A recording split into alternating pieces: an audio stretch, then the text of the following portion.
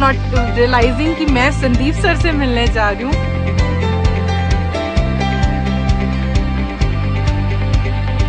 जो दिमाग से अपने आप को समझदार समझते हैं ना, मेरे हिसाब से दुनिया के सबसे बड़े बेवकूफ वही है। जिंदा कौन है जो कुछ भी ऐसा कर रहा है जिसके अंदर लाइफ है? मेरा स्टाइल ऑफ वर्किंग ये कहता है चाहे आप 100 रुपए से अपनी शुरू करो, लेकिन खुद करो यार। मरे हुए से जिंदा होना क्या रिस्क का नाम है, या जिंदा रह करके थोड़े से पंगे लेना रिस्क का नाम है?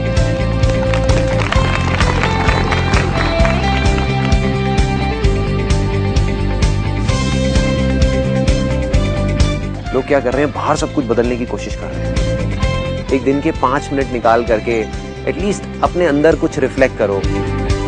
How many times do we actually sit and think कि जो मैं कर रहा हूं वो क्यों कर रहा हूं, और जो मुझे करना है वो क्या करना है। जो आपके पेरेंट्स हैं, मतलब उनसे ज्यादा आपके बारे में कौन सोच सकता है? You know what, I love my self because, क्योंकि अगर कोई इंसान खुद से प्यार नहीं कर सकता ना, वो किसी और से नहीं कर सकता।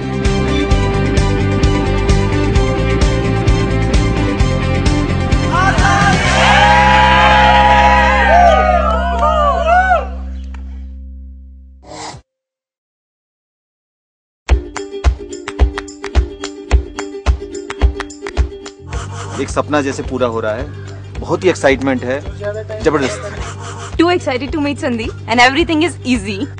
My name is Vaibhav and I'm from Kolkata. Sandeep ji से मिलने के लिए इतने बेकाबू हैं, बहुत ज्यादा। Myself महेंद्र पुरोहित और मैं गुजरात से हूँ। हम सब एक्साइटेड हैं, बहुत एक्साइटेड हैं। Hi, I am Nishant Sharma from Jaipur. यहाँ तक आने में जर्नी इतनी अमेजिंग थी तो मैं एक्सपेक्ट भी नहीं कर सकती कि यहाँ पे क्या होगा। We are looking to a wonderful time with him. Let's see अब आगे क्या सरप्राइज है हमारे लिए। Hi, Ashish Gumar from Chandigarh. And I really look forward to spend and have a good time with him. Hi, my name is Saurabh Agrawal and I am from UP.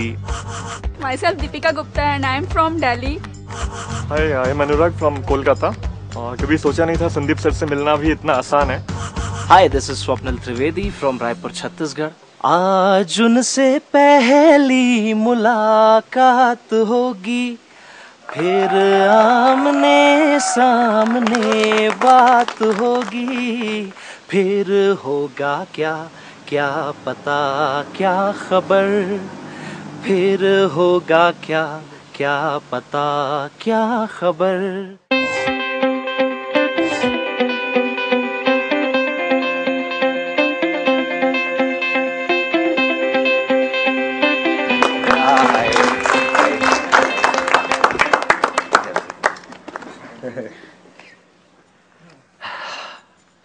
Okay so हाँ, मैं आपको ना एक story सुनाऊंगा, एक real life story जो imaginary है लेकिन मेरी ज़िंदगी की असली कहानी है, एक सच्ची कहानी। और अभी जब मैं आपको पूरी स्टोरी बताऊंगा तो आप एंड में रिलेट कर सकते हैं उन सब लोगों से जो सक्सेसफुल हुए हैं। आप नोटिस करोगे कि हाँ, सिर्फ मैं ही नहीं, कोई भी आदमी किसी भी फील्ड में अगर उसने किया है तो उसने कुछ ऐसा ही किया है, और वो इतना आसान है कि आप कहोगे यार इसमें तो कुछ है ही नहीं। अब ये बहुत बड़ी प्रॉब्लम है। होता क्या है कि कुछ चीज़ें जो बहुत ज़्यादा आसान लगती है ना, उसको हम छोड़ ही देते हैं, कहते हैं यार इससे कुछ थोड़ी होगा। मतलब अगर कुछ बड़ा करना है लाइफ में तो इतना सिंपल थोड़ी हो सकता है। अगर इतना सिंपल होता तो हर कोई करके बड़ा नहीं बन जाता। यही तो प्रॉब्लम है कि लोग सिंपल चीज़ें कम करते हैं, कॉम्प्लिकेटेड चीज़ों में ज़्यादा जाते हैं। जो सिंपल चीज़ों को समझ जाते हैं वो फिर आगे निकल जाते हैं लाइफ में। सो व्हाट हैपेंड वाज कि मैं एक छोटा सा बच्चा 3 साल का खेल रहा हूँ, भाग रहा हूँ, दौड़ रहा हूँ एक प्लेग्राउंड में। पूरी दुनिया मेरे लिए एक प्लेग्राउंड जैसी है, मज़ा आ रहा है। कोई कंपटीशन नहीं है, कोई डर नहीं है, कोई जीतने का लालच नहीं है। मतलब ये नहीं है कि मैं जीतने के लिए खेल रहा हूँ, ऐसी कोई गेम्स ही नहीं है। देखी होंगी आपने 3 साल के बच्चों की गेम, 2-3 साल के बच्चों की गेम्स, उनको क्या फ़र्क पड़ता है ना जीतने का ना हारने का। ना हारने का डर होता है, ना हारने का दुख होता है, ना जीतने की खुशी होती है। उनके लिए ज़िंदगी का मतलब ही खेल है, उसके लिए खुशी का मतलब ही खेल है, खेलना है, बस खेलते रहो खेलते रहो खेलते रहो। एग्जैक्टली ऐसा ही मैं बच्चा था जैसे सारे बच्चे होते हैं। प्लेग्राउंड, दूर दूर तक रोशनी रोशनी और पूरा खुले में भागना दौड़ना, और ऐसा लगता था कि ज़िंदगी ऐसी चलने वाली है। जैसे जैसे बड़ा हुआ, धीरे धीरे लोगों ने मुझे समझाना शुरू किया, मेरे आसपास में जितने लोग थे बड़े, ये कोई खेल है कि जहाँ पे ना कोई जीते ना हार है। कहते अगर खेलना है तो जीतने के लिए खेलो, अगर तुम नहीं जीते तो तुम हार गए। अगर किसी भी चीज में, चाहे वो पढ़ाई हो, चाहे वो लाइफ हो, चाहे वो कोई भी चीज हो, चाहे वो रेस हो, अगर तुम नहीं जीते, फर्स्ट नहीं आए, तो इसका मतलब तुम हार गए। अगर तुम टॉप पे नहीं हो तो तुम हार गए, खत्म। तो वो चीज धीरे धीरे धीरे, पहले तो मैंने उसकी तरफ ध्यान नहीं दिया, क्योंकि बचपन में इन सब चीजों की तरफ ध्यान नहीं जाता, अपना खेल रहा हूँ, कूद रहा हूँ मजे से। फिर धीरे धीरे इन सब चीजों को मैंने एक बच्चे के माइंड ने एक्सेप्ट कर लिया, मान लिया कि हाँ ये बातें सच है। मतलब अगर खेलना है तो जीतने के लिए खेलना है, तभी मजा है खेलने में, वरना मजा क्या है, वरना है क्या, ऐसे ही खेलते रहो, इधर उधर भागते रहो, क्या फायदा ऐसी लाइफ का। तो जीतना है, हर चीज में जीतना है। जैसे ही मैंने ये माना, उस दिन जब मैं रात को सोया तब तक सब कुछ ठीक था, बट अगले दिन जब मैं सुबह उठा तो मैंने देखा मेरे चारों तरफ दीवारें ही दीवारें, बहुत बड़ी बड़ी दीवारें।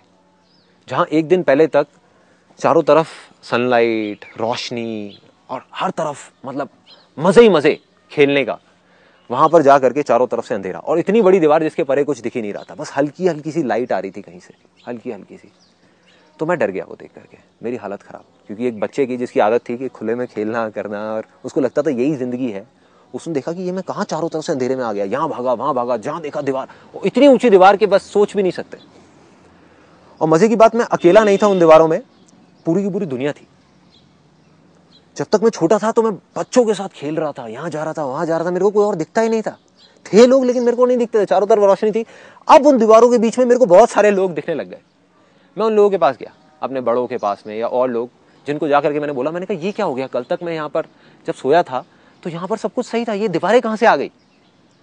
तो उन्होंने कहा बेटे तेरी ये गलत फहमी है, ये दीवारें शुरू से ही थी, ये आज से नहीं है, सदियों से है, ये थी है और रहेंगी।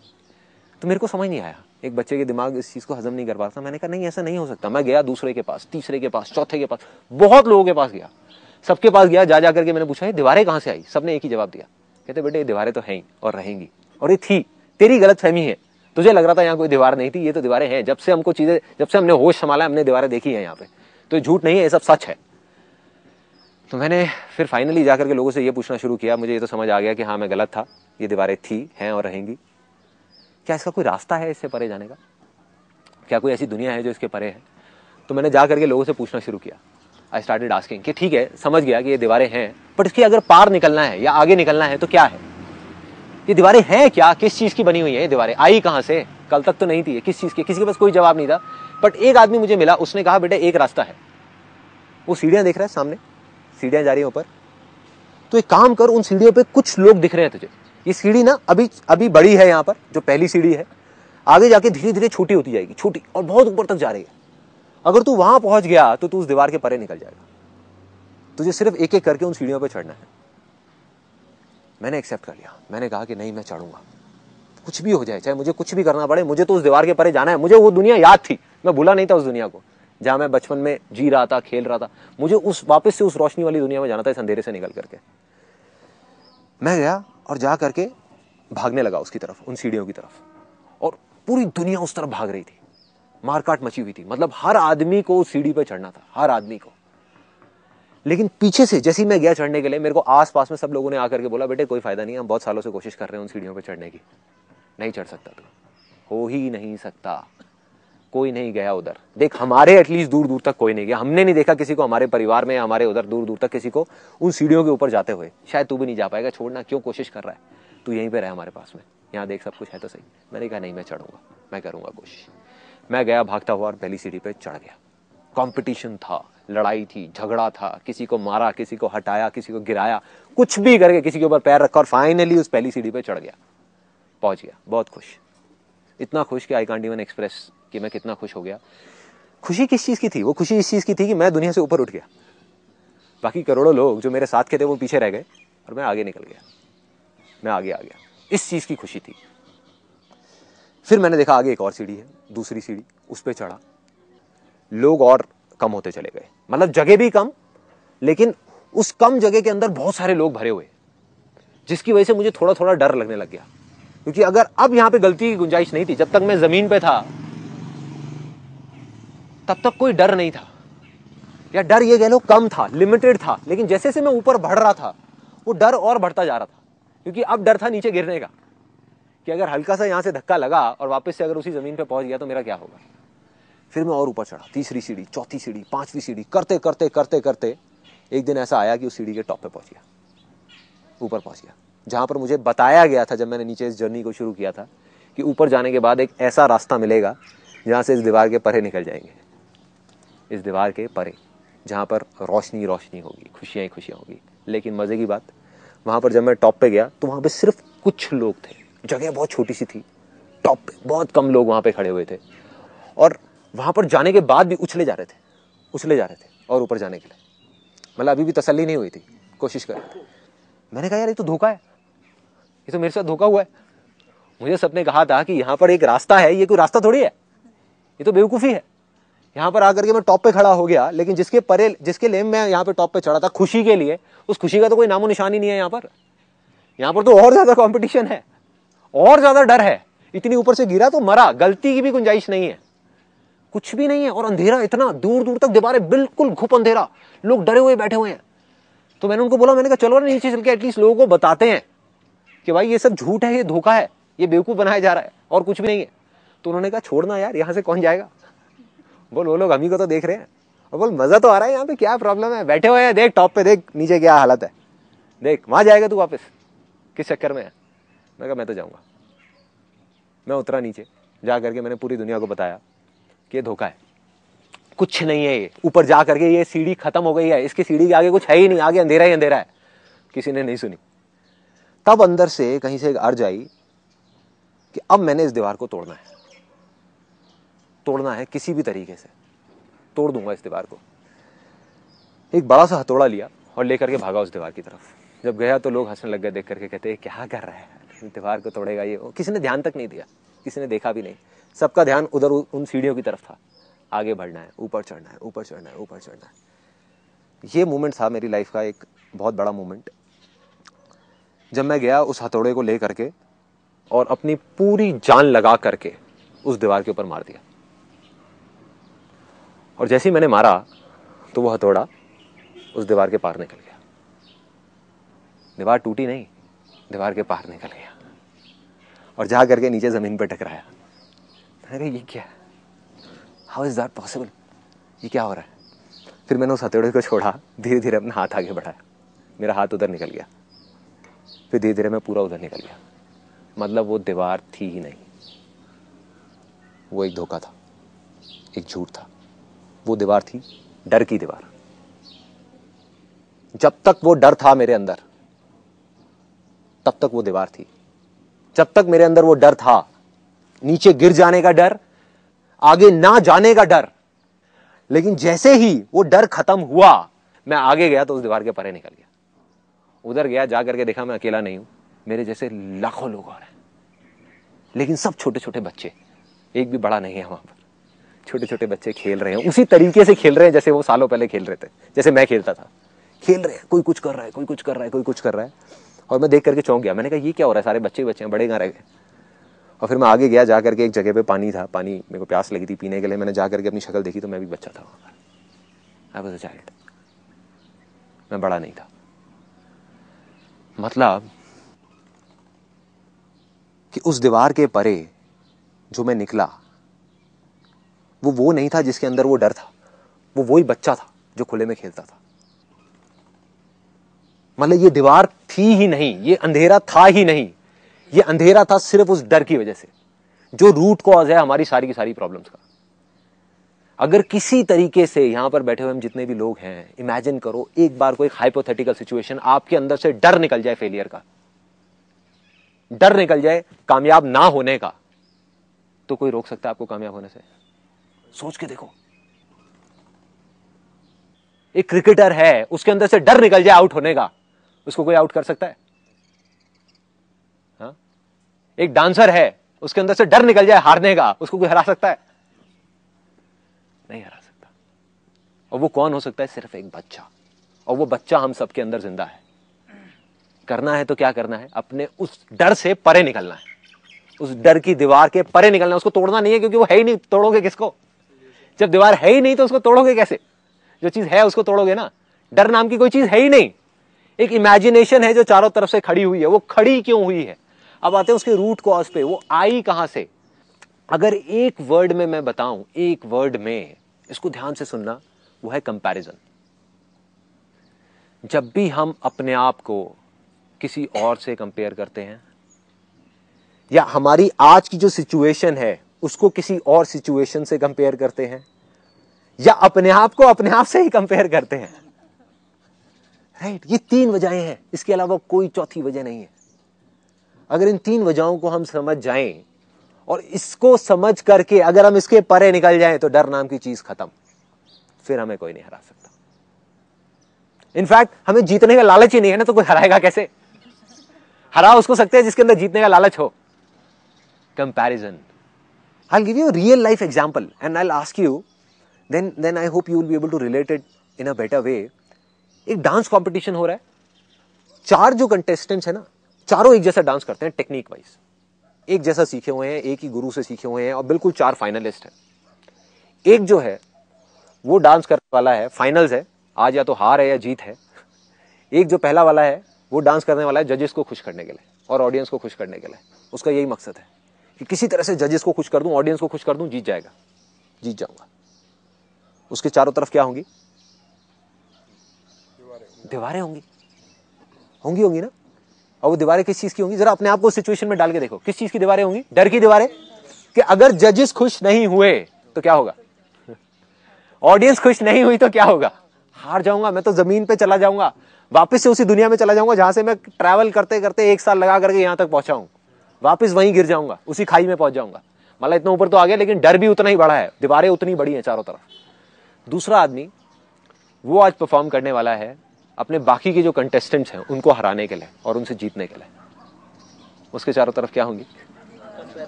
दीवारें होंगी, दीवारें होंगी। वो उनको हराने के लिए डांस करना चाहता है, उनसे जीतने के लिए डांस करना चाहता है। मतलब अगर उसका पोटेंशियल 100 है और सामने वाले का 10 है तो उसका बेंचमार्क 10 है, 100 नहीं है। उसको 10 को बीट करना है, लेकिन अब उस 10 को भी बीट करने के लिए उसके चारों तरफ दीवारें खड़ी हुई हैं कि मैं 10 को भी नहीं बीट कर पाया तो क्या होगा, मैं 9 पे अटक गया तो क्या होगा, 5 पे अटक गया तो क्या होगा, तो क्या होगा उसका? अटक गया, दीवारें ही दीवारें, अंधेरे में नाचने वाला है वो।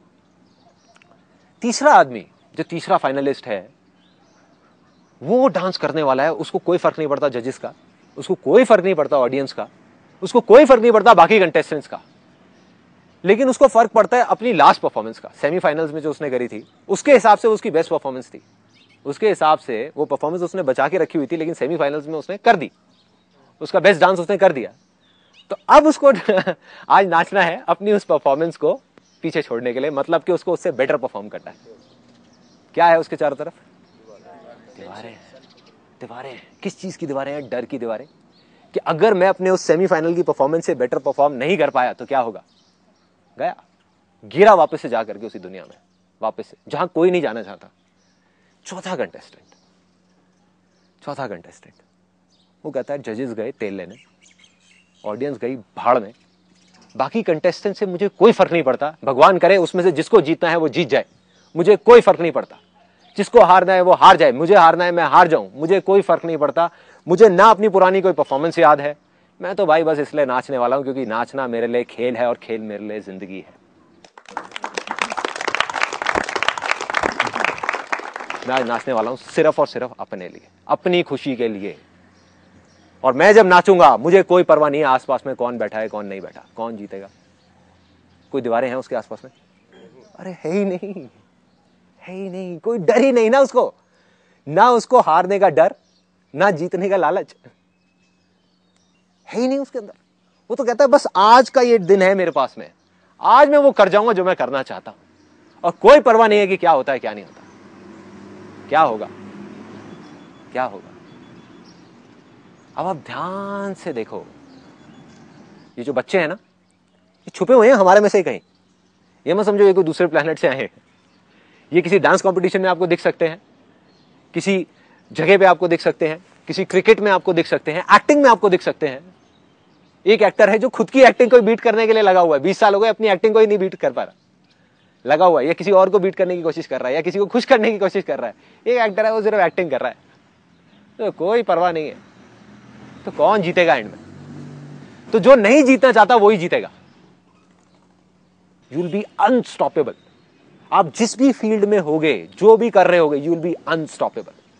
किसी भी फील्ड में आप उठा करके देखोगे, आपको 3 तरह के लोग मिलेंगे। एक वो जो फेलियर्स हैं, उनमें डर सबसे ज्यादा है, सबसे ज्यादा है, क्योंकि वो डरे हुए हैं कि हम आगे नहीं बढ़ पाए तो क्या होगा, नहीं बढ़ पाए। वो ये नहीं समझ पा रहे हैं हम अपने डर की वजह से नहीं बढ़ पा रहे। अगर किसी तरीके से डर को हटा दिया जाए तो हम आगे बढ़ जाएंगे। एक वो जो मीडियोकर है, एक वो जो अनस्टॉपेबल है।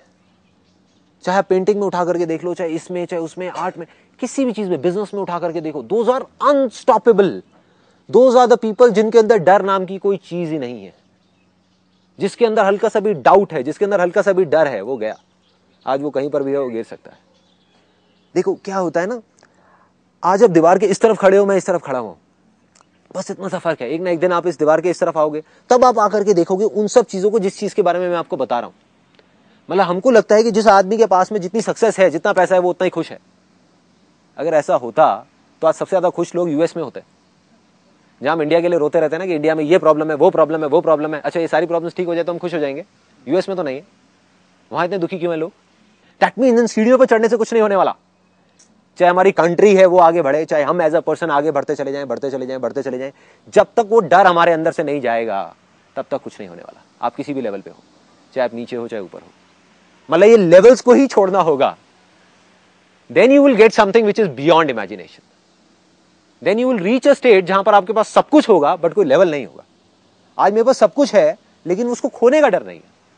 मतलब आज अभी हम यहां पर बैठे हुए हैं, अगर कल मेरे पास जो भी कुछ है, right from my car to my house to my bank balance to my company, सब कुछ बंद हो जाए, सब कुछ खत्म हो जाए, मैं तब भी हंस करके आपके साथ में यहीं पे बैठा हूँ और हंस करके बातें कर रहा हूँ।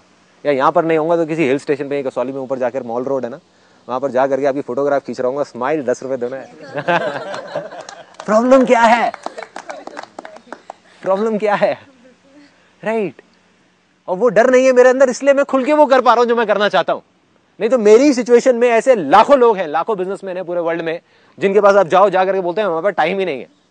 किस चीज का टाइम नहीं है? अपनी हेल्थ के ऊपर टाइम देने का टाइम नहीं है। हा? वो करने का टाइम नहीं है जो हम करना चाहते हैं। तो भाई किस चीज का टाइम है तुम्हारे पास? किस चीज का टाइम है? किस वजह से नहीं कर रहे? सीधा बोलो ना कि डर की वजह से नहीं कर रहे। डर है कि कहीं हम ये जो हाथ में है वो खो ना दे। डर है कहीं ये पंगा लेकर के वो चीज ना खत्म हो जाए जिसको करने में हमको 10 साल लगे। और डर ही नहीं है, ना आज है, ना तब था, ना कभी होगा। इसलिए आज ये सब कुछ है मेरे पास में। Simple simple. So my simple question to all of you, क्या है वो तरीका जिससे हम अपने डर को निकाल सकते हैं? या क्या प्रॉब्लम है जिस वजह से वो डर नहीं निकलता? कैसे निकल सकता है वो डर? If you live in a society, so you interact with people, there are circumstances which are beyond your control, and once in a while वो आता है आपके अंदर, थोड़ा सा ऊपर उफान मारता है, आगे चलने को कहता है, बट कुछ circumstances ऐसे होते हैं जो आपके कंट्रोल से नहीं होते हैं, वो फिर धीरे धीरे दबने लगता है। मुझे ऐसा लगता है। Your point is very valid कि जब circumstances ऐसे होते हैं तब हम उस दीवार को नहीं तोड़ पाते। बट सवाल ये है कि आपसे भी बुरे सर्कमस्टांसेस से लोगों ने निकल करके आसानी से, मुश्किल से नहीं, आसानी से उस दीवार के उस पर ही गए हैं। वो कैसे गए हैं? जैसे जैसे हम बड़े होते जाते हैं, वो जो इंटेलेक्ट होता है, जो बुद्धि होती है, कुछ ज़्यादा ही काम करने लगती है। तो हम अपने आप में ना बहुत सारे, जैसे जैसे बड़े होते जाते हैं, क्राइटेरियाज थोपते रहते हैं कि नहीं यार, हाइट हो तो इतनी हो, वेट हो तो ऐसा हो, गोरा होना चाहिए, ऐसा होना चाहिए, वैसा होना चाहिए। यहाँ पे मैं इस बात को कहना चाह रहा कि खुद को अप्रूव करना, खुद को आईने में देना, एक्सेप्ट करना और अप्रूव करना कि मैं जैसा हूँ, क्योंकि समय भी बदलता रहता है, हम भी बदलते रहेंगे। I think what you have done is you have hit the bullseye. आपने एक वर्ड यूज किया जो हमारी बुद्धि है, हमारा जो इंटेलेक्ट है, जब वो बीच में आ जाता है तो डर आना ही आना है। ये जो डर का काम है ना, ये इस दिमाग का है। जानवरों के अंदर डर होता है क्या? या अगर किसी चीज का डर होता भी है तो टेम्पररी होता है, आया और गया। हमारा डर परमानेंट है और वो डर बढ़ता रहता है। किसकी वजह से हो रहा है? ये माइंड की वजह से हो रहा है। तो सोल्यूशन आपकी उस बात के अंदर ही छुपा हुआ है। बाकी तो 1000 बातें हो सकती है, बाकी 1000 चीजें हो सकती है। I am getting to the root cause कि मैंने उस दीवार के परे कैसे निकला, या कोई भी निकला होगा तो कैसे निकला होगा। उस चीज के ऊपर I have been working since such a long time. और निकल करके जो एक चीज समझ आई वो है फेथ। फेथ, उसकी जो पावर्स हैं, दैट इज बियॉन्ड इंटेलेक्ट। तो किसी तरीके से अगर आप इस इंटेलेक्ट के परे निकल जाओ, इस माइंड के परे निकल जाओ, तो आप जीत गए। सो इन सिंपल वर्ड्स, कुछ ऐसी चीज जो आप करना चाहते हैं लाइफ में, जैसे बच्चे जो करना चाहते हैं, अगर लॉजिकली आप समझने की कोशिश करो, आपको समझ नहीं आएगा कि वो कर क्यों रहे हैं ऐसा, राइट? किसी को समझ नहीं आएगा, बट उनको मजा आ रहा होता है और वो कर रहे होते हैं और वो बहुत खुश होते हैं और वो आगे बढ़ते चले जाते हैं, सीखते चले जाते हैं। इनफैक्ट बच्चों की सीखने की जो स्पीड है वो बड़ों से बहुत तेज है। जो चीजें सीखने के लिए इंपॉर्टेंट होती हैं वो बच्चे कुछ सालों के अंदर सीख जाते हैं, उसके बाद हम सीखते ही क्या है, सीखते ही क्या है। आई फील कि जो मेरे पेरेंट्स मुझे कॉन्फिडेंस नहीं दे पाए, साइकिल चलाओ तो भाई गिर जाएगी, चोट लगेगी, मत चलना, स्विमिंग ना ना ना ना, इतने लोग मरे, इतने बच्चे मरे, कभी पानी से इतना फियर बैठ गया कि ना ना ना ना ना। तो today I am a mother of a child and I every now and then I give her a confidence, no beta, you are the best, you know, you are the best child in the universe, you can do it.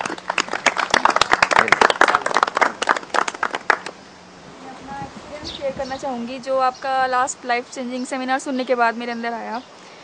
Actually जब मैं 2-2.5 साल की थी तो मेरी left आई में एक squint हो गया था, तो तब एकदम घर वाले परेशान हो गए कि क्या हो गया। मैं एकदम नॉर्मल थी और अचानक से ऐसा हो गया। तो मेरे फादर कई जगह मेरे को लेकर गए, तो एक डॉक्टर ने बोला कि सर्जरी कराओ, बिल्कुल ठीक हो जाएगी। तो पता नहीं था कैसे उसने ऐसा बोल दिया, और शायद पैसे बनाने के चक्कर में जो भी है सर्जरी कर दी और मैं ठीक नहीं हुई। तो उन्होंने बोला कि ये जब बड़ी होगी तब हो जाएगी ठीक। तो मैं बड़ी भी हो गई लेकिन मैं ठीक नहीं हुई। 20-22 साल तक मैं ऐसी ही रही। मैंने भी कॉम्प्रोमाइज़ कर लिया कि मैं नॉर्मल नहीं दिखती, मतलब मैं थोड़ा अलग अलग रहती थी। अब तक का रिकॉर्ड है, मैंने आज तक कभी अपना बर्थडे सेलिब्रेट नहीं करा। मेरे फादर और मेरा बर्थडे एक ही दिन आता है, फिर भी मैंने कभी सेलिब्रेट नहीं करा, सिर्फ इसीलिए कि मुझे लगता था मैं दूसरों की तरह नहीं दिखती। लेकिन वो सेमिनार सुनने के बाद जब आपने कहा कि एक अंदर से आवाज़ आनी चाहिए, तो मुझे लगा कि हाँ मैं ठीक हो सकती हूँ। मतलब एक बिलीव बना मेरे अंदर कि मैं ठीक हो सकती हूँ। फिर काफ़ी सारे हॉस्पिटल्स में मैं फादर के साथ गई थी, तो डॉक्टर्स ने बोला कि ये ठीक हो जाएगा, लेकिन इसमें रिस्क है, कुछ भी हो सकता है, आंखों की रोशनी जा सकती है, कुछ भी हो सकता है। मैंने कहा नहीं, कुछ नहीं होगा, मैं ठीक हो गई। मतलब मैं सोचती थी, मैंने बिलीव कर लिया था कि नहीं मैं ठीक हूँ। तो जब उन्होंने सिग्नेचर कराया, मैंने साइन कर दिया बिना सोचे समझे, नहीं मैं ठीक हूँ बिल्कुल। तो ऑपरेशन भी हो गया और सक्सेसफुल हुआ। अब मैं बिल्कुल नॉर्मल हूँ और विदिन 6 मंथ डॉक्टर ने बोला है तुम बिल्कुल नॉर्मल हो जाओगे। अभी थोड़ी स्वेलिंग है आई में, लेकिन परफेक्ट हो जाऊँगी विदिन 6 मंथ। तो ये लाइफ का सबसे बड़ा ड्रास्टिक चेंज है और इसलिए मैं आपको थैंक्स करने आई यहाँ पे स्पेशली। मुझे यू आर जस्ट लाइक माई।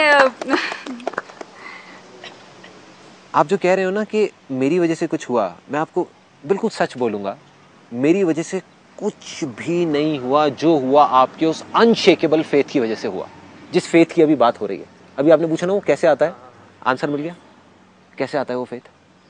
वो फेथ आया अंदर से, भोलेपन की वजह से, उस बच्चे की वजह से, उस बड़े आदमी की वजह से नहीं जो हमको कंफ्यूज करता है, जो दिमाग ज्यादा लगाता है। जो दिमाग लगाएगा वो चलता जाएगा चुपचाप। जो दिमाग नहीं लगाएगा, दिल में किसी भी चीज को मान लेगा, चाहे वो बेवकूफी भरी हो। मैं कहता हूं आप मान करके तो देखो कि मैं हवा में उड़ सकता हूं, और कूदो। अगर आप मान गए ना और डाउट नहीं हुआ, आप उड़ोगे हवा के अंदर, उड़ोगे बिना पंखों के, उड़ोगे। मैं ये कहना चाह रहा कि sir in her case God has answered her prayers through you, you became a medium, okay.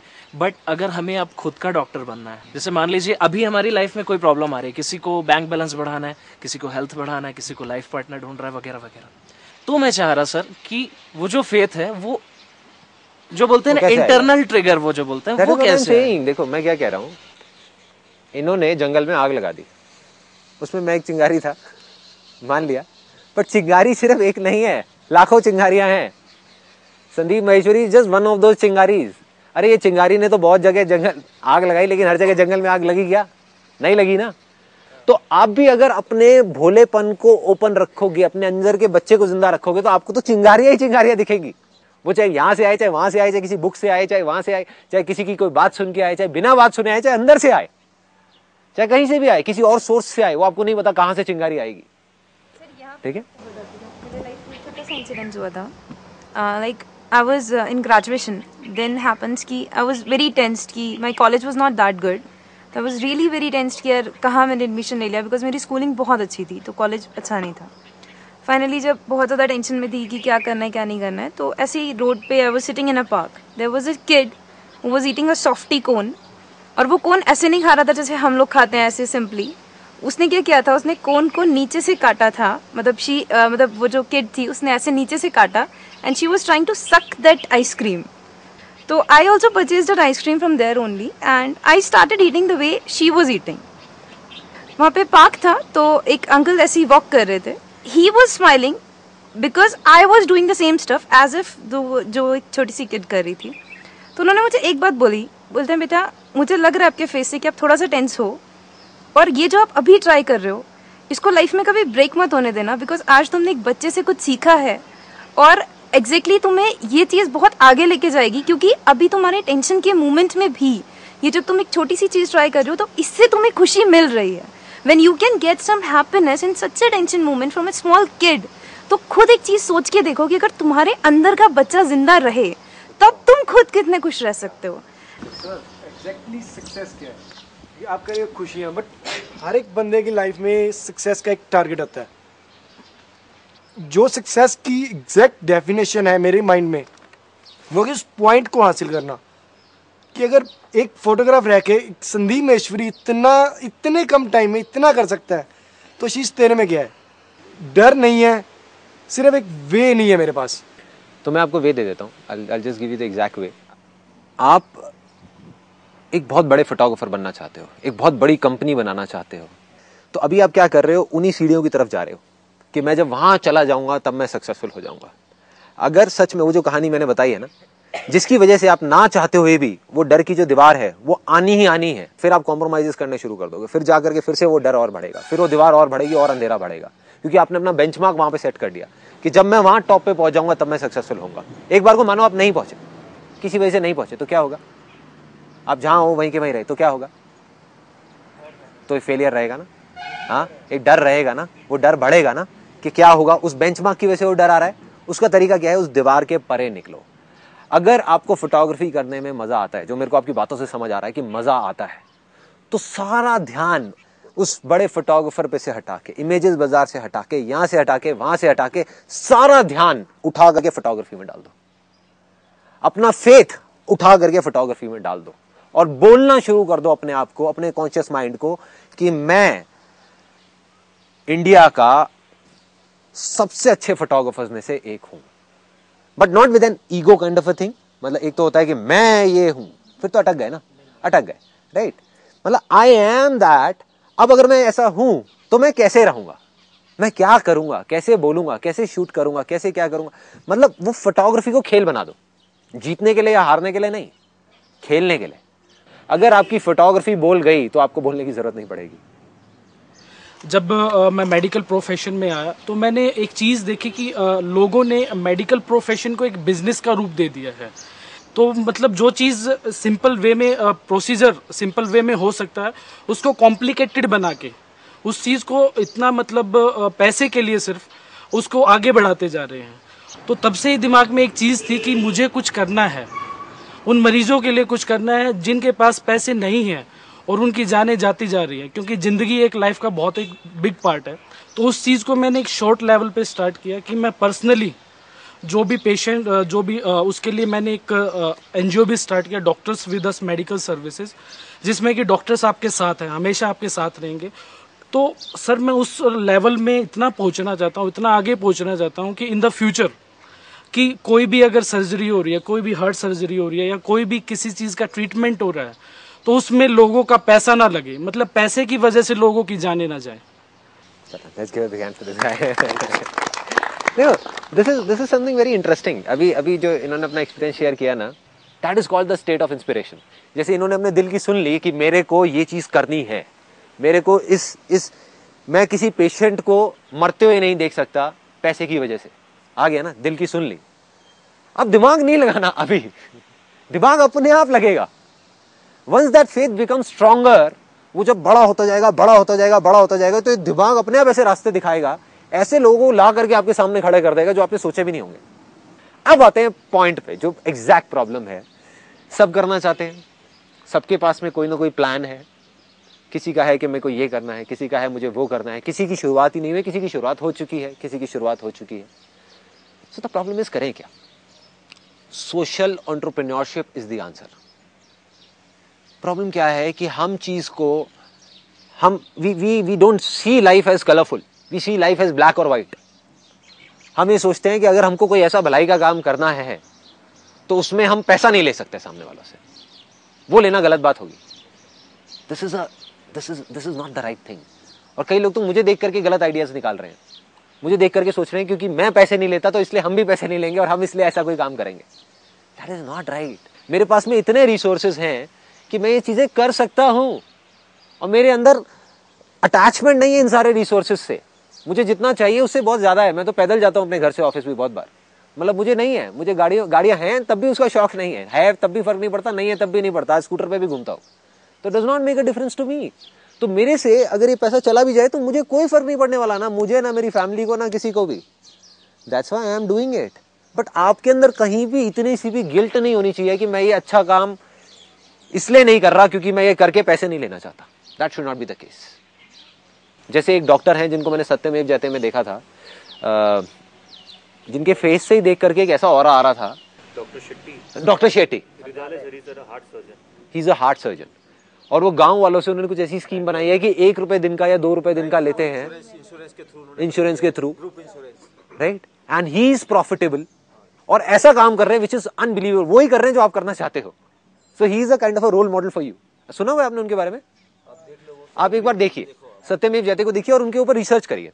सो उन्होंने क्या निकाला तरीका, उन्होंने गांव वालों से, मेरे को एग्जैक्ट याद नहीं है, बट एक अमाउंट फिक्स किया जो वो अपनी तनख्वाह में से, अपनी जो कमाते हैं पगार में से बड़े आराम से दे सकते हैं। ऐसा अमाउंट जिसमें पूरी 4 बंदों की उनकी फैमिली कवर हो गई।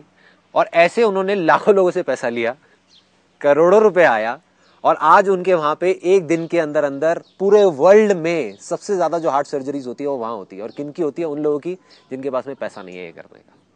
तो जो आपका दिल कह रहा है, जो आपका फेथ कह रहा है वो करो। कैसे होगा वो मुझे भी नहीं पता, आपको भी नहीं पता, लेकिन एक बात कंफर्म है कि वो होगा। चलो, सी यू देन। आसान है।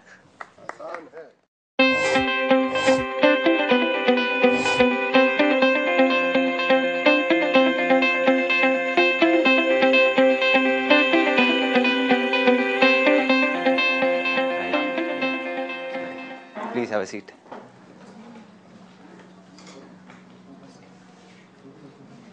Yeah, so let's start. Sir आपने एक चीज़ बोली थी सेमिनार में कि success come from mostly bad experiences. तो मेरा मैं ये पूछना चाहता हूँ कि कोई भी काम है सक्सेस होने के लिए, तो उसके लिए क्या किसी काम में बैड एक्सपीरियंस होना जरूरी है? देखो, एक तो बात बड़ी क्लियर है कि ऐसा कोई हार्ड एंड फास्ट रूल नहीं है कि अगर किसी को बैड एक्सपीरियंसेस होंगे तभी वो सक्सेसफुल हो सकता है। इसका मतलब ये नहीं है। मतलब ये है कि अगर आपको बैड एक्सपीरियंसेस हो रहे हैं तो लोग क्या करते हैं, बैड एक्सपीरियंसेस हुए, फेलियर्स हुए, वहां पे जाकर के अटक जाते हैं, रुक जाते हैं। So my idea is very simple कि अगर कोई बैड एक्सपीरियंस आपको हो रहा है या कुछ भी खराब हो रहा है आपके साथ में, तो उसके पीछे एक बहुत बड़ी ब्लेसिंग छुपी हुई है। वो आज नहीं दिखती, वो कुछ टाइम बाद समझ आती है कि अगर मैं अपनी लाइफ में पीछे जितने भी बैड एक्सपीरियंसेस हुए, ऐसे 50 एक्सपीरियंसेस होंगे, उनको उठा करके देखूं, अगर उसमें से एक भी मुझे नहीं हुआ होता तो आज मैं यहां नहीं होता। सो आज मैं जो कुछ भी हूं अपने उन बैड एक्सपीरियंसेस की वजह से हूं। सो ये जो चीज है उस टाइम पे नहीं समझ आएगी। आज आपको एकदम से एक खराब एक्सपीरियंस हुआ, आज मैं आपको आकर के ये बात कहूंगा, आपको यार ये तो ज्ञान है। बट 2 साल बाद, 3 साल बाद अगर आप उस टाइम पे समझ जाओगे कि नहीं यार ये ऐसा कुछ है, लेकिन अभी समझ नहीं आ रहा, कोई बात नहीं, छोड़ देते हैं, कभी ना कभी समझ आएगा। मतलब इन शॉर्ट ये है कि अगर कभी कोई बैड एक्सपीरियंसेस हो आपको, या कोई फेलियर्स हो, या कुछ भी हो, तो उसको सोच करके ना ये नहीं सोचना कि यार मेरे साथ ऐसा क्यों हो रहा है, क्या हो रहा है। अगर आता भी ये थॉट तो आए, उसको जाने दो and just think about it कि अच्छा है मेरे साथ में ये हुआ। आज नहीं समझ आ रहा कि क्यों अच्छा है, दुनिया भी देखेगा यार इसमें क्या अच्छा है, बट जब समझ आएगा then you will realise and understand कि हाँ, I was the chosen one because of which मेरे साथ में ये हुआ। देखिए सर, आजकल जैसे दिल्ली में आसपास 5-5 साल के बच्चों के साथ जो हो रहा है, उसमें क्या किसका भला है, ये मुझे बात समझ में आती है, लेकिन जब ऐसी घटनाएं घटती है तो मुझे नहीं लगता है करने वाले का भला हो रहा है या जो जिनके साथ जो विक्टिम है उनका क्या भला हो रहा है। I will give you a very simple example कि आज अगर हमको कहीं पे दर्द होता है, तो अगर हमको दर्द होता है ना, तो कई बार लोग क्या करते हैं, इनफैक्ट मैं भी ऐसे ही करता था। जैसे मेरे कुछ दर्द हुआ, सपोज गला खराब हुआ, मेरे गले की बड़ी प्रॉब्लम रहती थी, या थोड़ा सा जुकाम हुआ, तो मैं इरिटेट हो जाता था, फ्रस्ट्रेट हो जाता, यार फिर से खराब हो गया, अब 4 दिन तक खराब रहेगा या 5 दिन तक खराब रहेगा, या कहीं पे कुछ प्रॉब्लम हुई, जैसे पेट दर्द हुआ, तो मैं एकदम वो हो गया कि यार ये क्या हो गया मेरे साथ में, या कोई भी प्रॉब्लम हुई। Now I know it is a blessing, क्योंकि बॉडी क्या कर रही है, अगर हम बॉडी को समझेंगे कि वो सिग्नल दे रही है कि कहीं कुछ गड़बड़ हुई है, हम क्या कर रहे हैं, गोली खा के उसको दबा रहे हैं, है ना, but that is not a permanent cure. Body क्या कर रही है, अपने आप को ट्रीट कर रही है, अपने टेम्परेचर को बढ़ा के इंटरनल, और उसको ठीक कर रही है, क्लीन कर रही है, और हम उस क्लीनिंग को बीच में ही रोक देते हैं गोली खिला खिला करके। तो अगर सोसाइटी में ऐसा कुछ हो रहा है आज, तो इसका मतलब ये है कि कहीं कुछ गड़बड़ है। एंड इट्स वेरी इंटरेस्टिंग कि वो गड़बड़ क्या है। पहले रिएक्शन में हम सबको गुस्सा आता है, हम देखते हैं, in fact I was quite frustrated during my colourful interaction. उसमें I was in that zone कि जहां पर जा करके, अभी जैसे आप लोग जिस तरीके से सोच रहे हैं ना, I was also thinking in the exact same line, क्योंकि न्यूज चैनल्स में यहाँ पे वहां पे हर जगह वही सब आ रहा था, रेप के बारे में, इन सब चीजों के बारे में। तो एंगर, अंदर से फ्रस्ट्रेशन, नफरत इतनी बढ़ गई कि इनके साथ ये कर देना चाहिए, इन लोगों को फांसी हो जानी चाहिए, ये हो जानी चाहिए, वो हो जानी चाहिए। Then when I went into meditation and all that, और मैंने जा करके अपने अंदर जा करके देखा, तो मुझे समझ आया कि रेपिस्ट एक्चुअल में है कौन, वो है या हम लोग हैं, और वो किस तरीके से हैं। आप ये सोचो कि एक बच्चा है जो स्कूल में जाते हैं, हमारे यहाँ पे बच्चे गवर्नमेंट स्कूल्स में कितने बच्चे जाते हैं, देखिए लाखों करोड़ों बच्चे होंगे ऑल ओवर इंडिया में। आज भी आप गवर्नमेंट स्कूल को छोड़ दो, ऐसे ऐसे प्राइवेट स्कूल्स हैं जहां पर बच्चों को मारा जाता है, मतलब थप्पड़ वप्पड़ मारना बड़ी नॉर्मल सी चीज है। ऑल्दो गवर्नमेंट ने बैन कर दिया है और ऑफिशियली ये चीजें नहीं हो रही, बट अनऑफिशियली सब कुछ हो रहा है, हर स्कूल में हो रहा है आज के टाइम में भी, और गवर्नमेंट स्कूल में तो पता नहीं क्या क्या हो रहा है, दे स्लैपिंग किड्स लाइक एनीथिंग। तो आप ये सोचो कि अगर एक बच्चे को किसी गवर्नमेंट स्कूल में किसी टीचर ने जा करके मारा, थप्पड़ मारा, और उसका कान का सुनने का वो खत्म हो गया, विच इज वेरी नॉर्मल, आपने न्यूज में देखी होंगी। बस ये है कि इन सब न्यूज को हम इतना इंपॉर्टेंट नहीं समझते, हम सोचते हुआ क्या है, कुछ नहीं हुआ ना।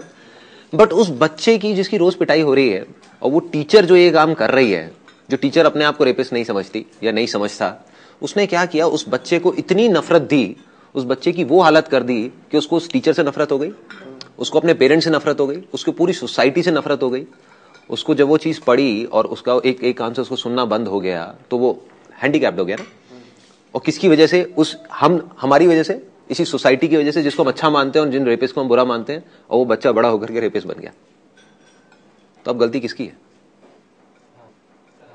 हाँ, उस बच्चे की है जो बच्चा बिल्कुल मासूम था हमारे जैसा, या हम लोगों की है, हमारी सोसाइटी की है, या सोसाइटी को भी छोड़ो यार, हमारी अपनी है, जो हमने ऐसे काम किए जिसकी वजह से वो ये शेप ले ली इन चीजों की। हम क्या कर रहे हैं, कहीं पर अगर मच्छर है ना, तो हम मच्छरों को मारने की कोशिश कर रहे हैं। हम ये दिमाग लगा रहे हैं कि कैसा कुछ ऐसा करें कि मच्छर काटना बंद कर दें, हाँ, मच्छरों को किसी तरीके से मार दिया जाए, मच्छरों को ये कर दिया जाए, वो कर दिया जाए। लेकिन हम ये नहीं देख रहे कि जिस गटर से वो मच्छर आ रहे हैं, वो गटर हम सबके अंदर है। चाहे कोई भी क्राइम हो, किसी भी तरीके का, मतलब you can read it anywhere, scientifically it's proven कि जो भी क्रिमिनल्स हैं किसी भी तरीके के, उनका आप चाइल्डहुड उठा करके देख लो, दैट्स लाइक अ नाइटमेयर।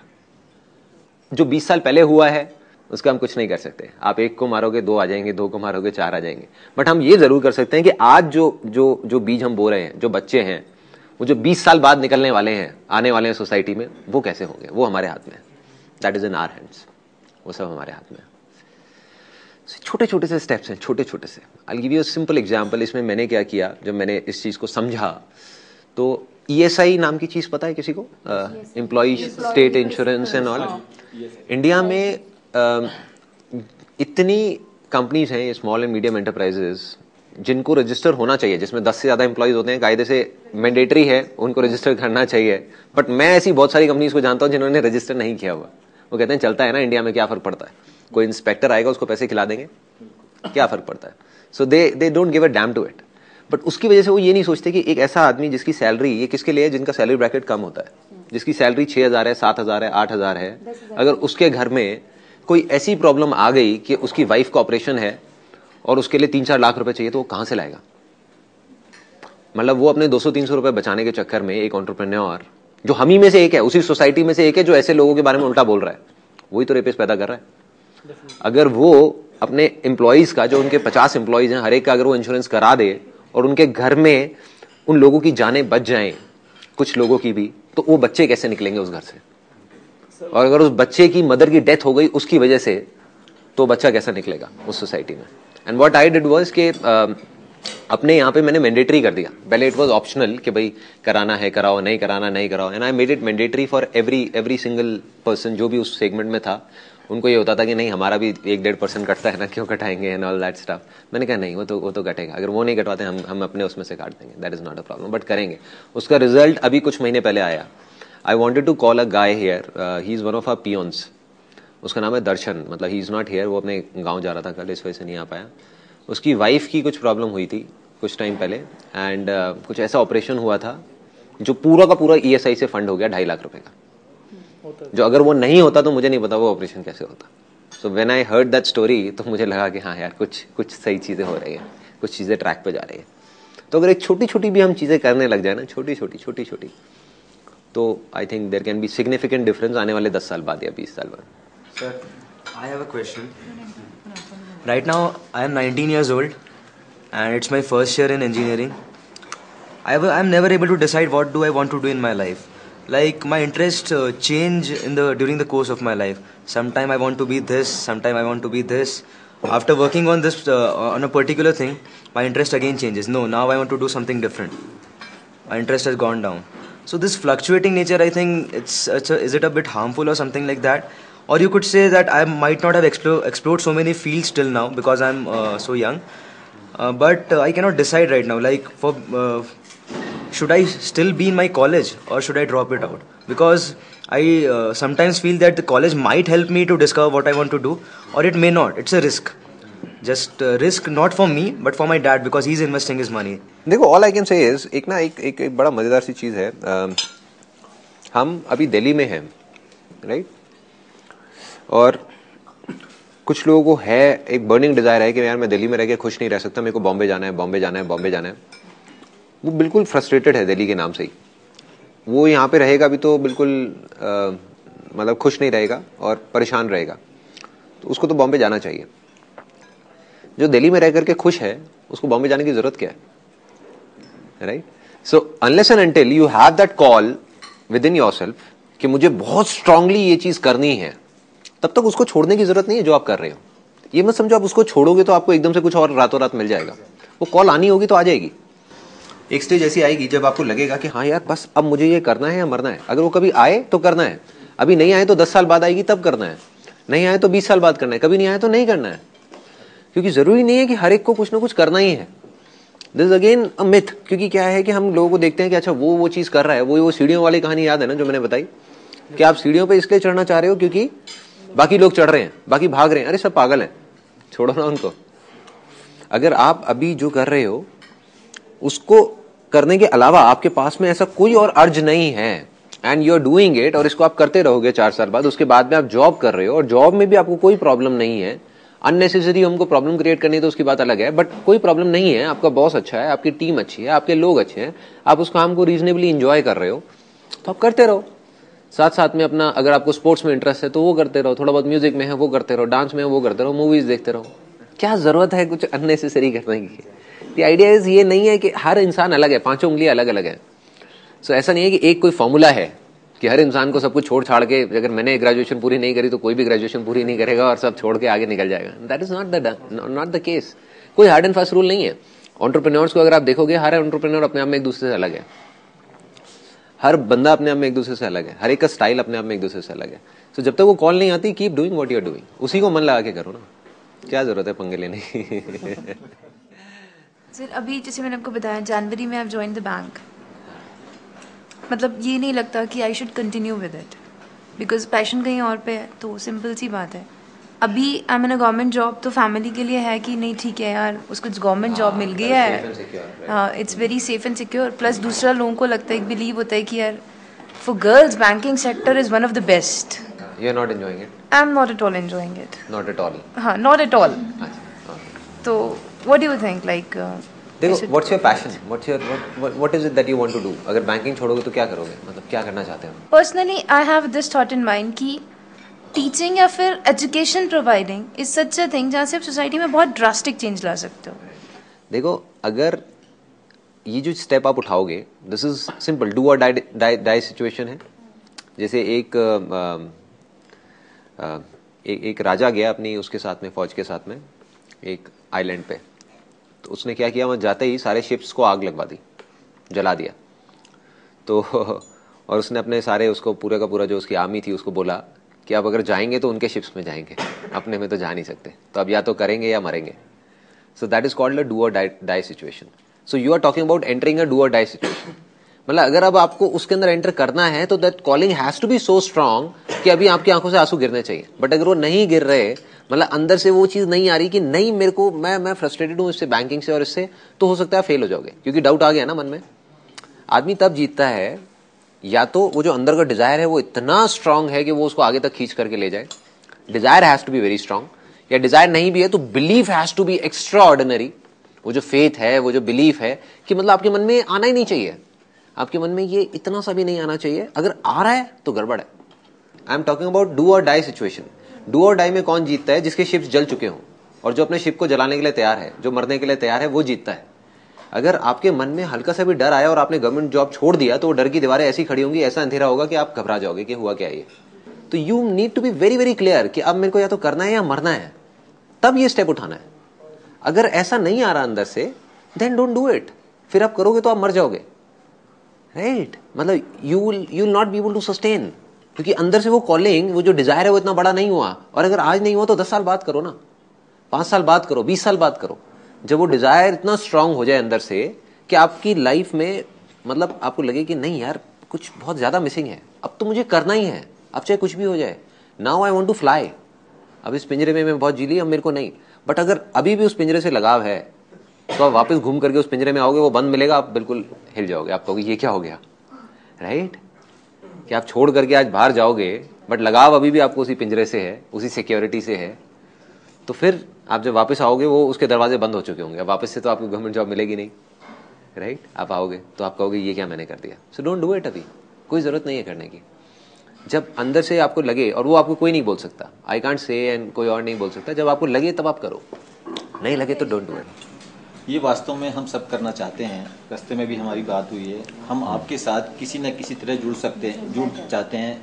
कुछ लोग तो ये भी तैयार हैं कि सर्विस के रूप में आपके ऑर्गेनाइजेशन को ज्वाइन करके आपके साथ जुड़ जाएं। कुछ लोग चाहते हैं वॉलंटरी जुड़ जाएं। मतलब किसी ना किसी तरह, मतलब एक कृतज्ञता के भाव से भी कि उनको बहुत कुछ मिला है आपसे, और तो किसी ना किसी तरह से आपसे ये ना हो कि हमारी आखिरी मुलाकात हो जाए। मतलब किसी ना किसी तरह रेगुलर बेसिस पे किसी भी तरह, जैसे जिसको जिस भी योग्य समझते हो, जिसको आप समझते हैं भी ये मेरी ऑर्गेनाइजेशन का मतलब का है, तो वो आपको साथ, ये सारे लोग जो तैयार हैं, बहुत बढ़िया, उस तरह से भी इट्स माय प्लेजर। और कभी भी ऐसा कुछ होगा, I definitely think about it. मैं ऐसा सोच करके I give it a thought and discuss करके अपनी टीम से, अगर कभी भी ऐसा कोई थॉट आएगा ना तो I definitely let you know. सारे रेडी रहेंगे। आपने इतना बोल दिया, यही बहुत बड़ी बात है।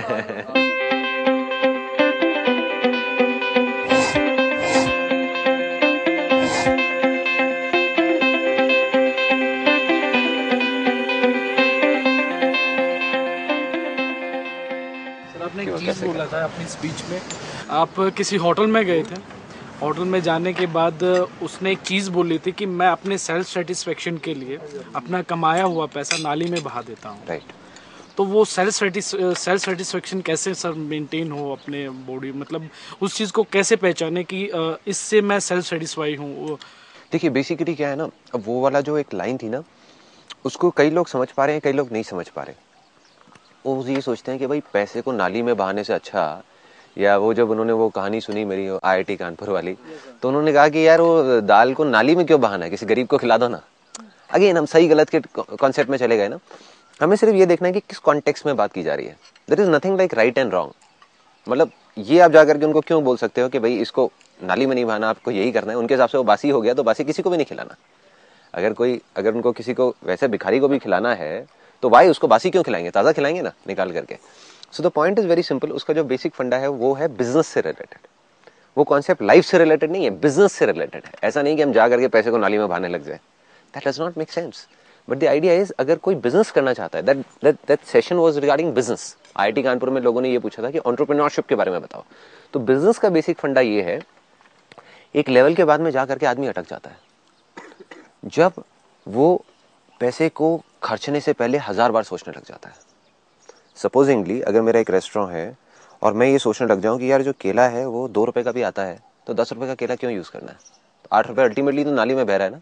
किसी को पता नहीं कि ये 8 रुपए मतलब केले में फर्क नहीं पता लगने वाला 2 रुपए के केले में और 10 रुपए के केले में। बट जो उनका फंडा है, जो मैंने उनसे सीखा और मैं भी अपनी लाइफ में अप्लाई करता हूँ, कि जो चीजें नहीं दिखती वो भी बिजनेस में बिकती है, राइट? कि एक डॉक्टर है जो कहता है कि यार मैं अपना ये जो साफ सफाई की चीजें हैं नहीं करता सफाई, क्या फर्क पड़ता है? फॉर एग्जाम्पल एक डेंटिस्ट है, वो कहता है कि क्लीनलीनेस से किसको पता लगने वाला है कि मैंने 1 महीने पहले साफ किया था, 2 महीने पहले या आज किया था, स्टरलाइज उसको किया था या नहीं किया था। तो ये चीजें जो पेशेंट आ रहा है उसको नहीं पता लगने वाला, नहीं पता लगने वाला। ये सिर्फ उस डॉक्टर को पता है, उसके जमीर को पता है, उसके अंदर के इंसान को पता है, जिसकी वजह से उसका खर्चा भी बढ़ेगा, कॉस्ट भी बढ़ेगी। जब वो स्टरलाइज करेगा, वो सब केमिकल्स को यूज करेगा तो पैसा लग रहा है, पैसा नाली में बह रहा है, जिसका किसी को दिख ही नहीं रहा, फिर भी वो पैसा जा रहा है। तो बिजनेस में अगर सक्सेसफुल होना है तो सिर्फ वो चीजें मत करो कि लोगों को दिखाने के लिए, ये पैकेजिंग अच्छी कर दी लेकिन अंदर प्रोडक्ट में कूड़ा भर के दे दिया, तब आप बिजनेस में लॉन्ग टर्म में सक्सेसफुल नहीं हो सकते। हो भी गए तो खुश नहीं रह सकते, तो बिजनेस बेकार है। वो एक ढांचे की तरह है, ताश के पत्तों की तरह है। तो अगर बिजनेस में आपको सक्सेसफुल भी होना है, पैसा भी कमाना है और खुश भी होना है, तो आपको ये समझना है कि कुछ ऐसा करना है कि अंदर भी इस चीज में my idol is in business and entrepreneurship, it's Steve Jobs. उनका मैंने पढ़ा, मतलब he is a kind of a person, he was a kind of a person जो सिर्फ बाहर से डिजाइन पे काम नहीं करते थे। लोग होते हैं शॉर्टकट मारते हैं कि बाहर से एक डिजाइन बनाया और चेप दिया किसी को भी उठा करके। ही was a kind of a person कि अंदर जो सर्किट का डिजाइन होता था उसमें भी इतना अंदर तक जाते थे, मतलब 1-1 साल 2-2 साल लगा देते थे सिर्फ अंदर के सर्किट को डिजाइन करने में कि वो अच्छा लगे। उनकी कंपनी में लोग बोलते थे सर ये तो किसी ने कभी खोलना भी नहीं है जिंदगी में सर्किट, तो ये तो सिर्फ हमारे उन लोगों ने देखना है जो टेक्नीशियंस हैं। एक नॉर्मल आदमी जो मैक यूज कर रहा है, आईफोन यूज कर रहा है, उसको थोड़ी पता अंदर का सर्किट कितना सुंदर है। वो होता था कि नहीं भाई कोई नहीं देख रहा, मैं तो देख रहा हूं। तो अल्टीमेटली वो क्या कर रहे हैं, अपने पैसे को, टाइम को, सबको नाली में बहा दिया। But he has become the most successful entrepreneur ever. मतलब there is nobody like Steve Jobs in the history of the universe. और मुझे नहीं पता आगे भी कभी कोई आएगा या नहीं आएगा उस लेवल का। मतलब वो उस हद तक चले जाते थे चीजों को करने में कि जो नहीं दिख रहा किसी को भी, बट मुझे दिख रहा है तो मैं कुछ भी कर दूंगा। मतलब उन्होंने करोड़ों अरबों रुपया, करोड़ों बहुत छोटा वर्ड है, अरबों खरबों रुपया बहा दिया ऐसी चीजें करने में जो आज तक आपको या मेरे को या किसी यूजर को पता भी नहीं है कि अंदर उन्होंने क्या किया हुआ है, और जिससे कोई फर्क भी नहीं पड़ता। अगर वो उसको नहीं भी करते, उसकी डिजाइनिंग में, अंदर की डिजाइनिंग में दिमाग नहीं भी लगाते, बाहर की भी डिजाइनिंग लगाते, तब भी वो आईफोन उतना ही बिकता जितना आज बिक रहा है। बट उसकी वजह से क्या हुआ, उनकी टीम को दिखा अंदर से, उनको खुद को दिखा। तो जिस फेथ की, जिस बिलीफ की मैंने बात करी है बार बार, वो इतना स्ट्रांग हुआ कि उनके चेहरे पे आया कि मैं अल्टीमेटली इस दुनिया का बेस्ट प्रोडक्ट दे रहा हूं। और जैसे ही वो फीलिंग आई, वो फीलिंग अल्टीमेटली लोगों तक पहुंची। उनको बताने की जरूरत नहीं थी। It's not important. ऐसे हमारे कंपनी में, मतलब अगर हम कुछ भी करते हैं तो वो फीलिंग का सारा खेल है। ऐसा नहीं कि और लोग नहीं कर रहे स्टॉक फोटोग्राफी का और ये सारी चीजें, बट हमारी फीलिंग है जिस वजह से हम नंबर 1 पे हैं। मतलब हम जैसे एक हमारा जो अगर कॉम्पिटिटर है तो वो कहेगा कि यार एक काम करते हैं ना कि इस शॉट के लिए, एक शॉट के लिए कि इतना पैसा क्यों खर्चना है, ये काम तो 2000 रुपए में भी हो सकता है, इसमें ये 20,000 रुपए की इन्वेस्टमेंट क्यों करनी है, भाई कोई सेंस नहीं है। और सामने वाले को पता भी नहीं लगने वाला कि यहाँ पे 20,000 लग गया। तो मेरा सिंपल सा एक जवाब होता है, जैसे फॉर एग्जाम्पल अगर हमारे शूट होते हैं तो उसमें हम ब्रांडेड से ब्रांडेड कपड़े यूज करते हैं, जबकि हम ब्रांडेड यूज करने के बाद में लोगो हटा देते हैं। मतलब वो हम लीगली यूज नहीं कर सकते। तो एक टी शर्ट जो 50 रुपए की है उसकी बजाय हम 5,000 रुपए की टी शर्ट यूज कर रहे हैं जिसके बारे में किसी को पता नहीं लगने वाला। लेकिन मेरा सिंपल सा एक जवाब होता है, हमें तो पता है ना, हमें तो पता है ना हम क्या कर रहे हैं। And that takes things on to a different level altogether. जब वो वाइब्स हमारे अंदर से निकलती है तो जो हमारे क्लाइंट्स होते हैं, जो वो लोग होते हैं, उनको नहीं पता होता ऐसा कुछ हो रहा है, but they feel so attached to the company, they feel like कि यार ये जो है ना, देन वो चिपक जाते हैं। तो जो हमारे क्लाइंट्स हैं उनके लिए इमेजेस बाजार is not just a vendor. अगर आप पढ़ेंगे जाकर के हजारों मतलब टेस्टिमोनियल्स हैं हमारी साइट पे, यू विल फील दैट कि जो आपके इमोशंस है ना मेरे लिए एज अ पर्सन, वो उन लोगों के इमोशंस है for Images Bazaar. There are lot of people who can't live without Images Bazaar even for a single day. वो जा करके इतने बुरे तरीके से चिपक गए हैं। मतलब अब अगर हम अब अगर किसी वजह से हम बोल दें कि भाई साइट बंद रहेगी 1 हफ्ते के लिए, आई एम श्योर कि हल्ला मच जाएगा कि हो क्या रहा है। मतलब now they are addicted to it. एक जैसे होता है ना कि अगर कोई आदमी कहीं जाता है किसी स्पिरिचुअल गुरु के पास में और वो उसका मन नहीं करता वहां से हिलने का, मतलब कि फील लाइक कि यार मैं कनेक्ट हो गया हूँ, बस ये यहीं पे रहूँ मैं तो, जैसे हमारा कर रहा है। हाँ फॉर एग्जाम्पल मे बी। सो ऐसे ही उस स्पिरिचुअल बिजनेस को और स्पिरिचुअलिटी को अगर हम मिक्स कर देते हैं तो बिजनेस ऐसा बन जाएगा कि आपको छोड़ने का मन नहीं करेगा। जो एक होता है कि कस्टमर को सेटिस्फाई करना, ठीक है सेटिस्फाई कर दिया बस बहुत अच्छी बात है, फिर तो बिजनेस हो गया ना। एक है कि उसको डिलाइट करना, कि वो एक्साइटेड हो जाए, वो कहे कि ये है। एक है उसको कुछ ऐसा करना विच is beyond excitement and which is beyond delight, जो वो एक्सपेक्ट ही नहीं कर रहा, वो सोच ही नहीं रहा कि ऐसा कुछ होगा। The idea is very simple कि कहीं पर भी जा करके अपने को अटकना नहीं है, whether it's mind, body, soul, spirituality, business, entrepreneurship or job, whatever we are doing. As an employee, हम हमेशा ये सोचते रहते हैं कि क्योंकि because I have been on this side also and that side also, so I know कि as an employee हम हमेशा ये सोचते रहते हैं कि हमारा एम्प्लॉयर हमारे लिए ये नहीं करता, वो नहीं करता, ये नहीं दे रहा, वो नहीं दे रहा, अरे इतना और कर दे, उतना और कर दे। बट कितनी बार होता है कि एज एन एम्प्लॉय हम बैठ करके ये सोचते हैं कि हम और एक्स्ट्रा क्या कर सकते हैं। If somebody does that, तो believe you me, I am on the other side, मतलब that means I am an employer, वो चीज दिख जाती है, वो दिख जाती है। जो हम सोचते हैं ना कि नहीं दिखेगा, कि हम तो अकेले में करेंगे, किसी को पता भी नहीं लगेगा, जब बॉस आया देखने के लिए तो सामने दिखाने के लिए बहुत सारी चीजें कर दी, वो भी पता लग रहा होता है उसको, बॉस को, कि ये कौन दिखाने के लिए कर रहा है, कौन अंदर से कर रहा है। और जैसे ही वो कनेक्ट बनता है तो वो जिंदगी भर का कनेक्ट बन जाता है। ये भी अच्छा हो गया।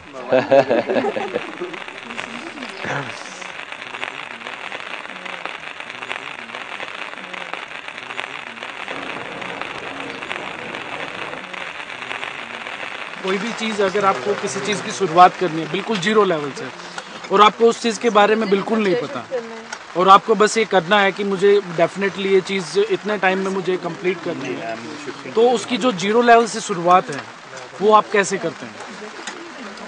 What I do is, पहले वो जो लैंड है ना, मैं उसको फर्टाइल करता हूँ। पहले मैं ये देखता हूँ कि वो एक आइडिया है, एक थॉट है, या मेरा बर्निंग डिजायर है, मतलब वो अंदर की आवाज है या एक आइडिया है। आइडियाज बहुत आते हैं, मतलब एक दिन में 1000 आइडियाज आ जाते हैं कि ये भी कर लो, वो भी कर लो, वो भी कर लो, लेकिन 1000 चीजें तो मैं नहीं कर सकता।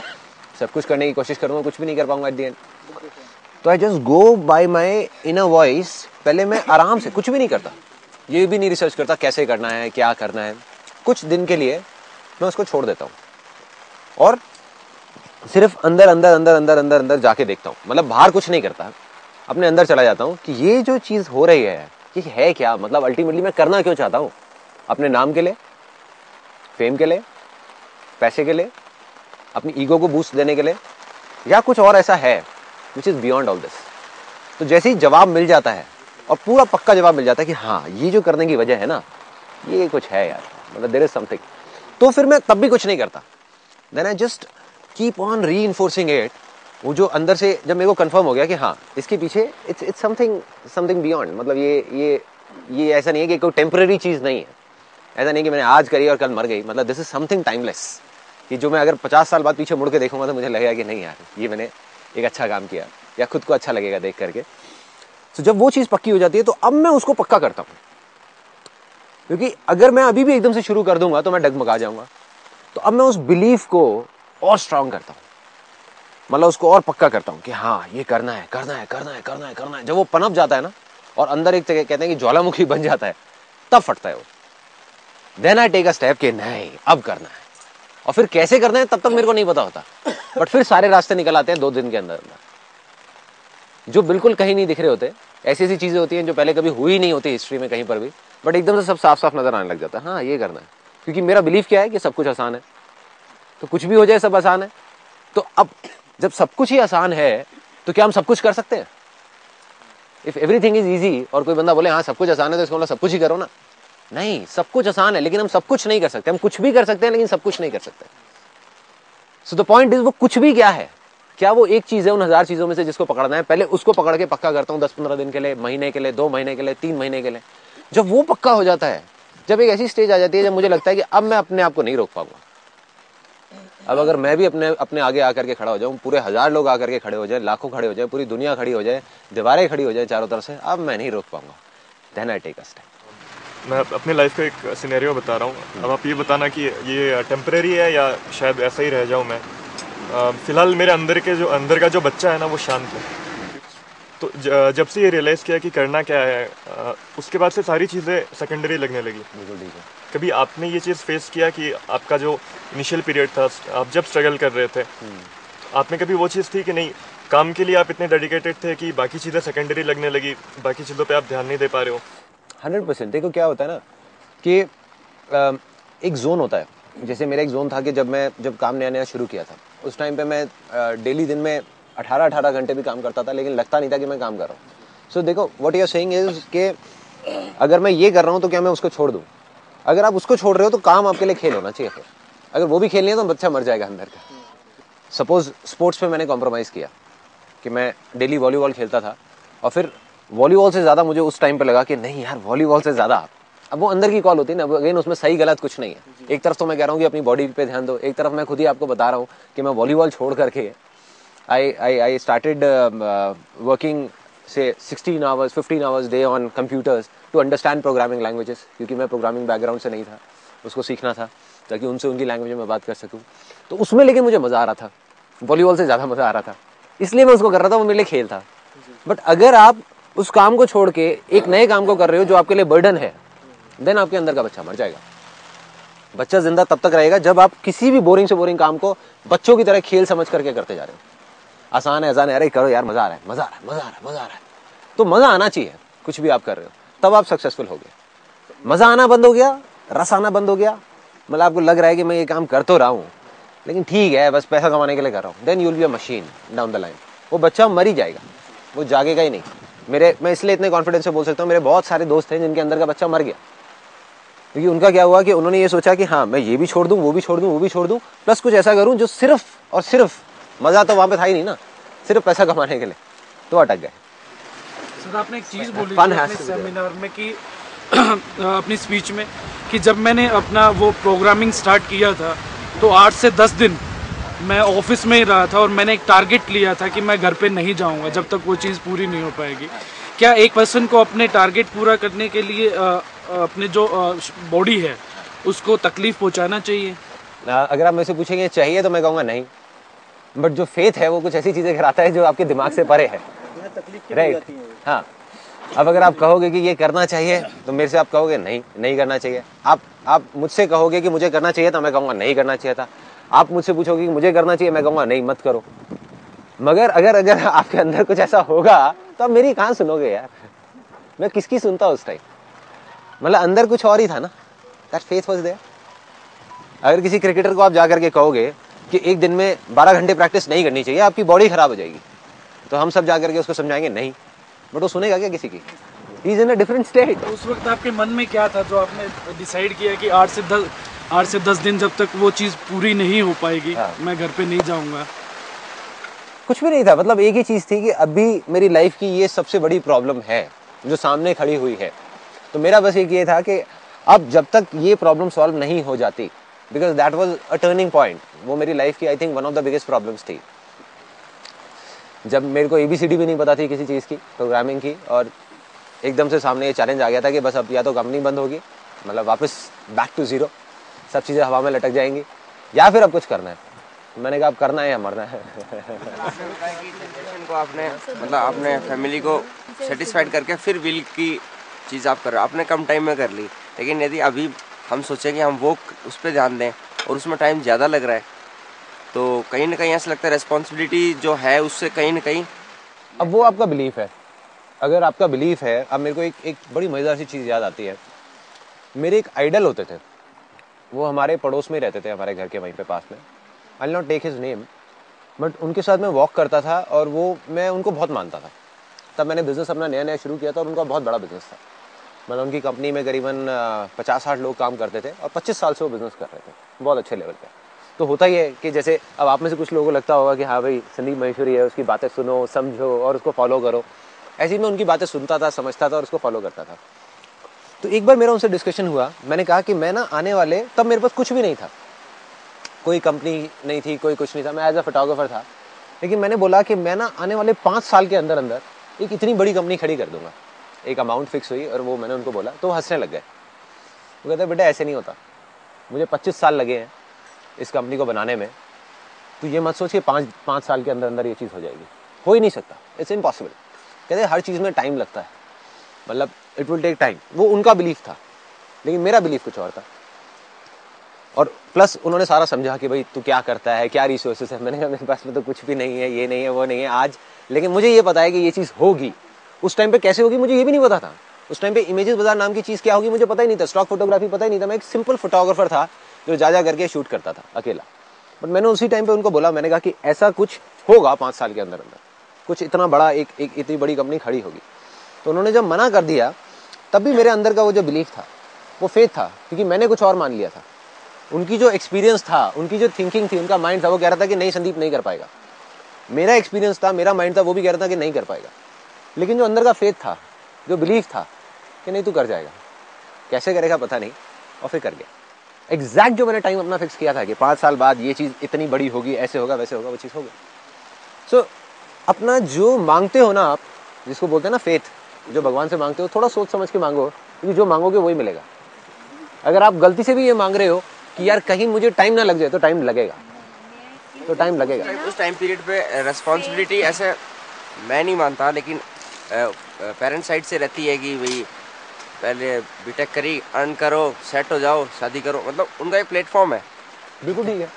तो अभी सोच रहे हैं कि अर्न स्टेबल सब होता रहेगा, एक बार मन का कर लेते हैं कुछ एक बार, क्योंकि जब थोड़ा बड़े हो जाएंगे तब मन का करने का कुछ बचेगा नहीं। कोई दिक्कत नहीं है। देखो जो आपके अंदर से आ रहा है ना, मैं बस इतना कह रहा हूँ आपको कि आप जो भी मांगोगे दिल से वो आपको मिल जाएगा। आप ये मांगते हो कि 1 साल के अंदर अंदर मेरा एक ऐसा बिजनेस होगा जो संदीप महेश्वरी से 1000 गुना बड़ा होगा, ठीक है, और साथ में मैं वो भी कर रहा हूँ जो मैं अभी कर रहा हूँ, ठीक है, वो भी बहुत बड़ा होगा।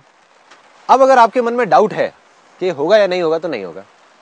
मगर अगर आपने मान लिया कि ये होगा, तो दुनिया की कोई ताकत आपको नहीं रोक सकती।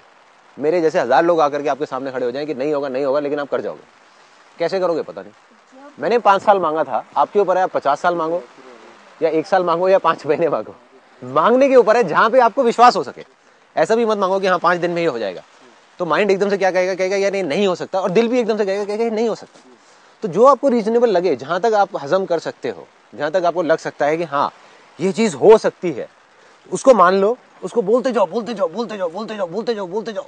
आसान है आसान है आसान है आसान है आसान है आसान है आसान है आसान है, बोलते जाओ पागलों की तरह कि होगा होगा होगा होगा होगा। 4 साल के अंदर अंदर ये भी होगा, ये भी होगा, ये भी होगा, ये भी होगा।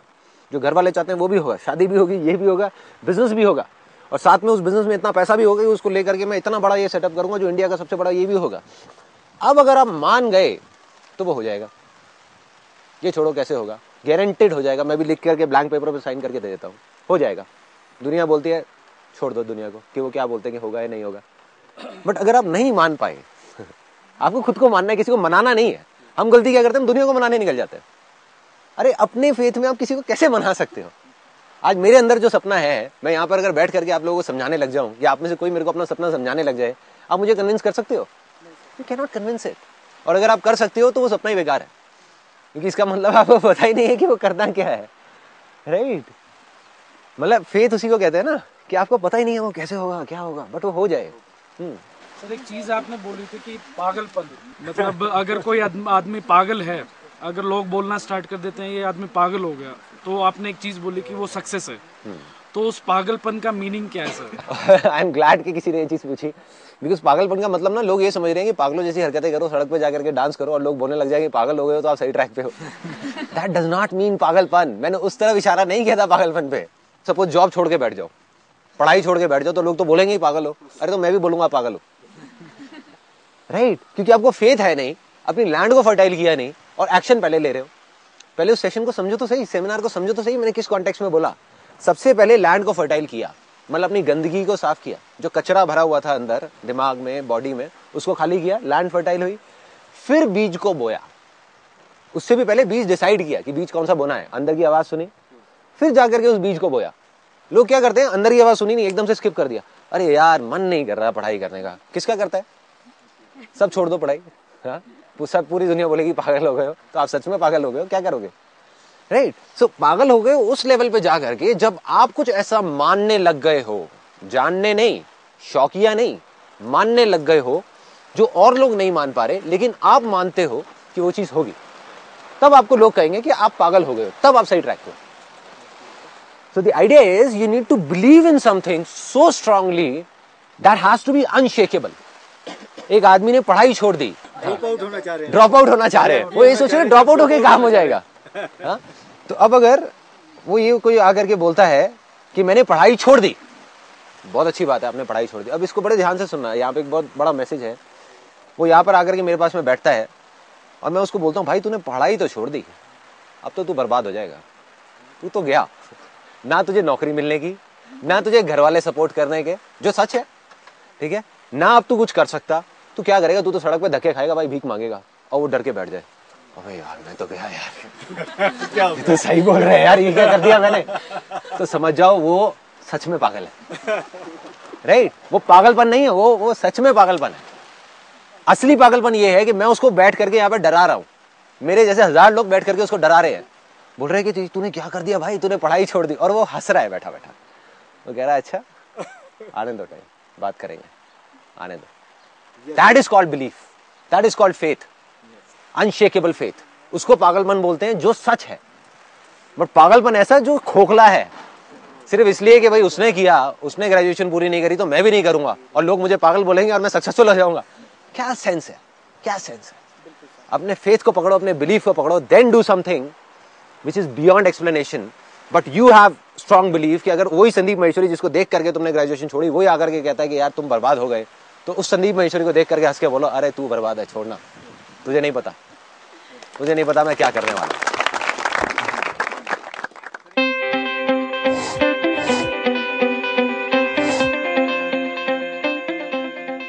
ये हौसला कैसे झुके, ये आरज़ू कैसे रुके, ये हौसला कैसे झुके, ये आरज़ू कैसे रुके, मंजिल मुश्किल तो क्या। पहले अलग जोन था, अब दूसरा जोन है और अब कुछ भी कर सकता हूँ। अभी मैं ये कह सकता हूँ कि आई एम फुल एनर्जेटिक। आसान है, आसान है, आसान है। मेरे अंदर तो बहुत बड़ा ड्रास्टिक चेंज आया। Sandeep Maheshwari is a selfless person. You know, I feel like doing something what he is doing we can't match with him, but at least something different than what we are doing. Sir की बात करूँ तो मैंने इस अर्थ पे आज तक ऐसा इंसान नहीं देखा। बिल्कुल ऐसा लग रहा है कि सब कुछ बदल गया है। जाके अपने सारे सपने पूरे हो जाएंगे, पूरा विश्वास है। बिना कॉन्फिडेंस के आया था और फुल ऑन कॉन्फिडेंस के साथ जा रहा हूँ। शेयरिंग की फीलिंग को बढ़ाना सबसे ज्यादा जरूरी है। He is a messiah for young generation. I am really fortunate enough to be here. Just one thing, आसान है। ऐसा लग रहा है कि जैसे मेरा पुनर्जन्म हो गया हो। मुश्किल तो क्या, धुंधला साहिल तो क्या, तन्हा ये दिल तो क्या,